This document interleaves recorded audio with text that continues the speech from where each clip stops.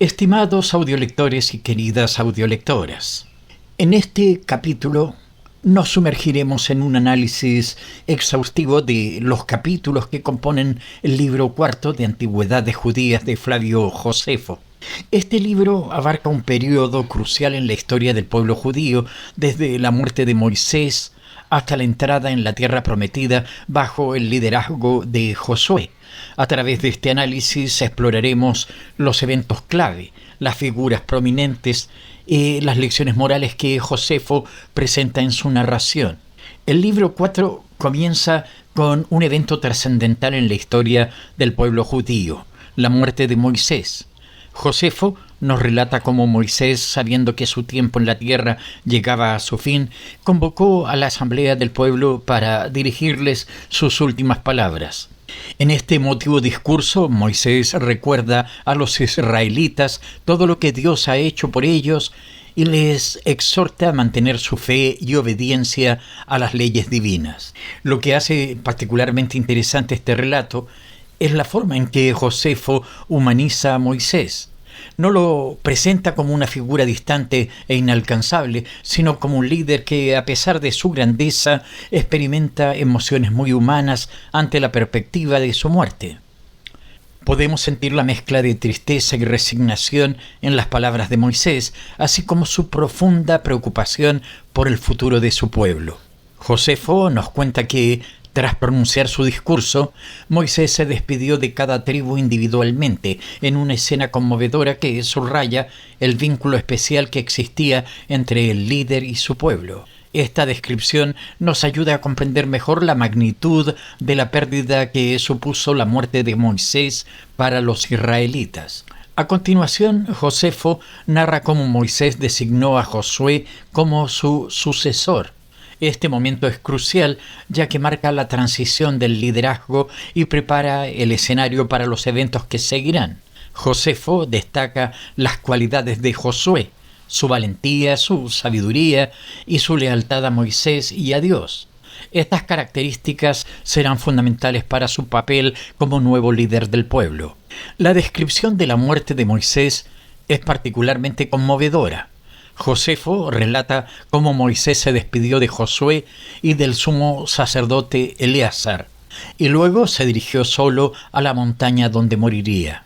El misterio que rodea su muerte, con la tradición de que fue llevado por Dios y que nadie conoce el lugar exacto de su sepultura, añade un aura de sacralidad a este evento.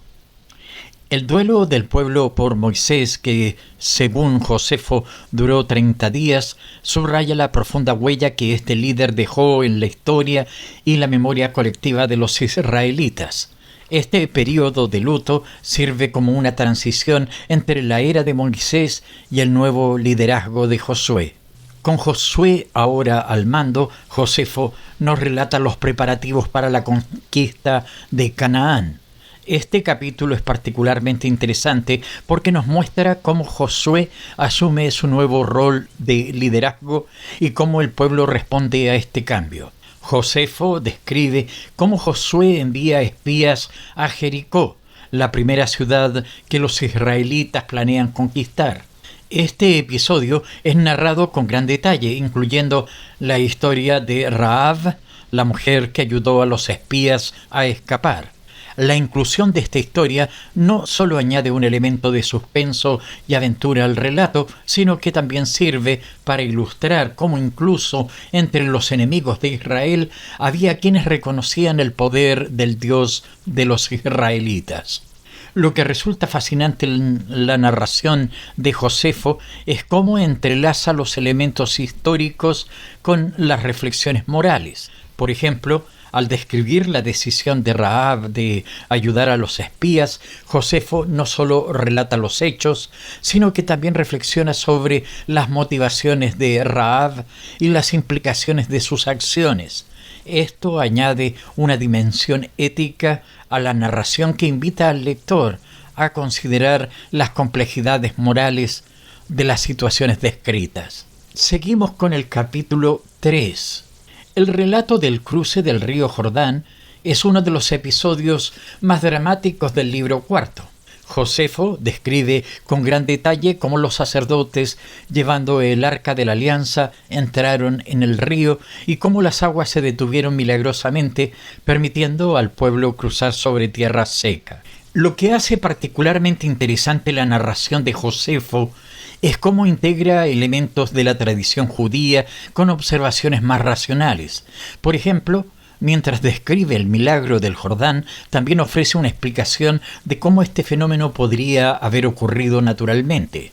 Esta combinación de fe y razón es característica del enfoque de Josefo y añade una dimensión adicional a su relato. Josefo también destaca la importancia simbólica de este evento. El cruce del Jordán marca el final definitivo del período de vagabundeo en el desierto y el comienzo de una nueva era para el pueblo de Israel. La descripción de cómo se erigieron monumentos conmemorativos subraya la importancia que se le daba a preservar la memoria de estos eventos para las generaciones futuras. En el capítulo 4 nos encontramos con la caída de Jericó. Es otro de los episodios más conocidos de la historia bíblica y Josefo lo narra con gran dramatismo. Describe en detalle cómo los israelitas marcharon alrededor de la ciudad durante 7 días y cómo al 7º día, al sonido de las trompetas y el grito del pueblo, las murallas de la ciudad se derrumbaron. Lo que resulta particularmente interesante en la narración de Josefo es cómo intenta proporcionar explicaciones racionales para eventos que en la tradición bíblica se presentan como milagrosos. Por ejemplo, sugiere que el derrumbe de las murallas podría haberse debido a un terremoto, aunque no descarta la intervención divina. Josefo también dedica tiempo a describir las consecuencias de la conquista de Jericó, incluyendo el cumplimiento de la promesa hecha a Rahab y su familia. Este énfasis en el cumplimiento de las promesas y en la justicia divina es un tema recurrente en la obra de Josefo. Vamos al capítulo 5. En el que narra uno de los episodios más dramáticos y moralmente complejos del libro 4. Josefo relata cómo, tras la victoria en Jericó, los israelitas sufren una derrota inesperada en su intento de conquistar la ciudad de Hai. Esta derrota se atribuye al pecado de Acán, quien había tomado para sí parte del botín de Jericó, desobedeciendo así el mandato divino. Lo que hace particularmente interesante la narración de Josefo es cómo utiliza este episodio para reflexionar sobre temas más amplios de responsabilidad individual y colectivo. Josefo explora cómo las acciones de un solo individuo pueden tener consecuencias para toda la comunidad, un tema que resuena con fuerza en la tradición judía. La descripción del proceso por el cual se descubre el pecado de Acán, a través de un sorteo divino, es narrada con gran detalle. Josefo aprovecha esta oportunidad para reflexionar sobre la naturaleza de la justicia divina y la importancia de la confesión y el arrepentimiento. El castigo de Acán, que incluye no solo su ejecución, sino también la de su familia, plantea cuestiones éticas complejas que Josefo no elude. Aunque no cuestiona abiertamente la justicia de este castigo, su narración invita al lector a reflexionar sobre estos temas difíciles. Tras la resolución del pecado de Acán, Josefo narra la exitosa conquista de Hai, describiendo las estrategias militares empleadas por Josué. Esta parte del relato nos ofrece una visión interesante de las tácticas de guerra de la época, mezclando elementos de estrategia militar con la confianza en la intervención divina. El capítulo 6 narra un episodio que ilustra la complejidad de las relaciones entre los israelitas y los pueblos de Canaán. Josefo relata cómo los habitantes de Gabaón, temiendo ser conquistados por los israelitas, recurren al engaño para obtener un tratado de paz. Lo que hace particularmente interesante la narración de Josefo es cómo explora las implicaciones éticas de este engaño y la respuesta de los israelitas. Por un lado, los gabaonitas actúan de manera deshonesta, pero por otro, Su acción está motivada por el deseo de sobrevivir. Josefo presenta este dilema de manera que invita al lector a reflexionar sobre la naturaleza de la verdad, la honestidad y la supervivencia en tiempos de guerra. La decisión de Josué de respetar el tratado a pesar de haber sido obtenido mediante engaño es presentada por Josefo como un ejemplo de integridad y respeto a los juramentos. Sin embargo, también muestra las consecuencias de esta decisión, ya que los gabaonitas son condenados a un estatus de servidumbre perpetua. Este episodio también sirve para ilustrar las tensiones y alianzas cambiantes entre los diferentes pueblos de Canaán. Josefo describe cómo la alianza entre los israelitas y los gabaonitas provoca la ira de otros reyes cananeos, sentando las bases para futuros conflictos. En el capítulo 7 se narra uno de los enfrentamientos militares más significativos en la conquista de Canaán. Josefo describe cómo una coalición de reyes cananeos, alarmados por el avance de los israelitas y su alianza con los gabaonitas, se unen para atacar. La narración de Josefo de esta batalla es particularmente vívida. Describe las estrategias militares empleadas por ambos bandos, las maniobras tácticas y el curso de la batalla. Lo que hace especialmente interesante su relato es cómo entrelaza los elementos de estrategia militar con la creencia en la intervención divina. El episodio más famoso de esta batalla, en el que Josué pide a Dios que detenga el sol para prolongar el día y completar la victoria, es tratado por Josefo con una mezcla de reverencia y racionalismo. Aunque relata el milagro tal como aparece en la tradición bíblica, también ofrece algunas reflexiones sobre cómo podría interpretarse este evento. Josefo también dedica tiempo a describir las consecuencias de esta batalla, que marca un punto de inflexión en la conquista de Canaán. La victoria de los israelitas sobre esta poderosa coalición consolida su posición en la tierra y sienta las bases para futuras conquistas. En el capítulo 8 describe cómo, tras las principales conquistas, Josué procede a dividir la tierra entre las tribus de Israel. Josefo proporciona un relato detallado de cómo se asignaron los territorios basándose en las instrucciones divinas y en las características de cada tribu. Lo que hace particularmente interesante la narración de Josefo es cómo relaciona la distribución de la tierra con las profecías y bendiciones pronunciadas por Jacob y Moisés. Esto añade una dimensión de cumplimiento profético a los eventos narrados, subrayando la idea de un plan divino que se despliega a lo largo de la historia. Josefo también dedica tiempo a describir las características geográficas y los recursos de cada territorio asignado. Esto no solo proporciona información valiosa sobre la geografía de la antigua Canaán, sino que también ayuda a comprender las bases económicas y sociales de las diferentes tribus. Un aspecto interesante de este capítulo es la descripción de cómo se resolvieron los conflictos y desacuerdos que surgieron durante la distribución de la tierra.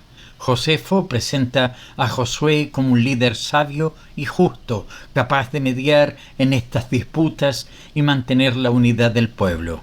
Vamos al capítulo 9, el que trata sobre la institución de las ciudades de refugio, un concepto único en el sistema legal del antiguo Israel. Josefo explica cómo estas ciudades fueron establecidas para proporcionar asilo a aquellos que habían cometido homicidio involuntario. Lo que hace particularmente interesante la narración de Josefo es cómo explora las implicaciones éticas y sociales de esta institución. Presenta las ciudades de refugio como un ejemplo de la sabiduría y la compasión de la ley mosaica, que buscaba equilibrar la justicia con la misericordia. Josefo dedica tiempo a explicar el funcionamiento de estas ciudades, incluyendo los procedimientos para determinar si un homicidio era realmente involuntario y las condiciones bajo las cuales el refugiado podía regresar a su hogar. Esta descripción proporciona una visión fascinante del sistema legal y social del antiguo Israel. También es interesante cómo Josefo relaciona la institución de las ciudades de refugio con conceptos más amplios de justicia y responsabilidad social. Presenta esta institución como un ejemplo de cómo la ley mosaica buscaba crear una sociedad justa y compasiva.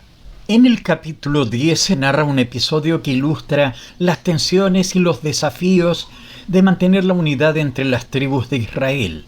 Josefo relata cómo las tribus que se asentaron al este del Jordán, Rubén, Gad y la mitad de Manasés, construyeron un altar, lo que fue recibido por las otras tribus como un acto de rebelión y apostasía. Lo que hace particularmente interesante la narración de Josefo es cómo explora las complejidades de la identidad tribal y nacional en el antiguo Israel. Muestra cómo las diferencias geográficas podían llevar a malentendidos y sospechas y cómo estos conflictos se resolvían a través del diálogo y la negociación. Josefo dedica tiempo a describir el proceso de mediación que tuvo lugar para resolver este conflicto. Presenta a Fineas, el hijo del sumo sacerdote, como un mediador sabio y justo, capaz de escuchar las explicaciones de las tribus transjordanas y evitar un conflicto armado. La resolución pacífica de este conflicto es presentada por Josefo como un ejemplo de cómo la ley y la fe compartidas podían servir como base para la unidad nacional, incluso en momentos de tensión y malentendidos. En el capítulo 11 encontramos los últimos días de Josué y su discurso final al pueblo de Israel. Josefo presenta este discurso como un resumen de la historia del pueblo y una exhortación a mantener la fidelidad a Dios y a la ley mosaica. Lo que hace particularmente conmovedor el relato de Josefo es cómo muestra a Josué reflexionando sobre su vida y su liderazgo. Presenta a Josué como un líder que al final de su vida está profundamente preocupado por el futuro de su pueblo y ansioso por asegurar que mantengan su fe y su unidad. Josefo dedica tiempo a describir las advertencias de Josué sobre los peligros de la apostasía y la importancia de mantenerse fieles a Dios. Estas advertencias son presentadas no solo como instrucciones religiosas, sino también como consejos políticos y sociales para mantener la cohesión y la identidad del pueblo. El discurso de Josué, tal como lo narra Josefo, también incluye una revisión de la historia reciente del pueblo, destacando cómo Dios ha cumplido sus promesas. Esto sirve para reforzar la fe del pueblo y para subrayar la importancia de la memoria histórica en la identidad nacional. El capítulo 12, el libro 4, concluye con el relato de la muerte de Josué y del sumo sacerdote Eleazar. Josefo describe estos eventos con un tono de reverencia y nostalgia, marcando el fin de una era en la historia del pueblo de Israel. Lo que hace particularmente conmovedor el relato de Josefo es cómo muestra el impacto de estas muertes en el pueblo. Presenta a Josué y Eleazar no solo como líderes, sino como figuras paternas que habían guiado al pueblo a través de tiempos difíciles y triunfantes. Josefo dedica tiempo a reflexionar sobre el legado de Josué, presentándolo como un líder que combinó la valentía militar con la sabiduría espiritual. También destaca cómo Josué, al igual que Moisés antes que él, se aseguró de que hubiera una transición ordenada del liderazgo. La narración de Josefo también incluye una descripción de los rituales funerarios y el duelo del pueblo. proporcionando una visión interesante de las costumbres y tradiciones de la época. El libro concluye con una reflexión sobre el estado del pueblo de Israel tras la muerte de estos líderes. Josefo sugiere que, aunque el futuro era incierto, el legado de Moisés y Josué, encarnado en la ley y en la fe del pueblo, seguiría guiando a Israel en los tiempos venideros. En conclusión, el libro cuarto de Antigüedades Judías nos ofrece una narración rica y detallada de un período crucial en la historia del pueblo judío. A través de la pluma de Josefo somos testigos de la transición del liderazgo de Moisés a Josué, de la conquista de la tierra prometida y del establecimiento de las instituciones que definirían la vida del pueblo de Israel por generaciones. La narrativa de Josefo va más allá de la mera crónica histórica, entrelaza los eventos con reflexiones morales y espirituales, invitando al lector a considerar las implicaciones éticas de las acciones descritas. Su estilo combina el respeto por la tradición con un enfoque racional que busca explicaciones naturales para eventos considerados milagrosos, creando así un puente entre la fe y la razón. A lo largo del libro, Josefo subraya temas recurrentes como la importancia de la fidelidad a Dios, las consecuencias del pecado, la justicia divina y la necesidad de unidad nacional. Estos temas no solo son relevantes para comprender la historia antigua de Israel, sino que también resuenan con cuestiones universales de liderazgo, ética e identidad nacional. El libro 4 de Antigüedades Judías, por lo tanto, no es solo una fuente invaluable para el estudio de la historia judía, sino también un texto que invita a la reflexión sobre cuestiones fundamentales de fe, ética y gobierno que siguen siendo relevantes en la actualidad.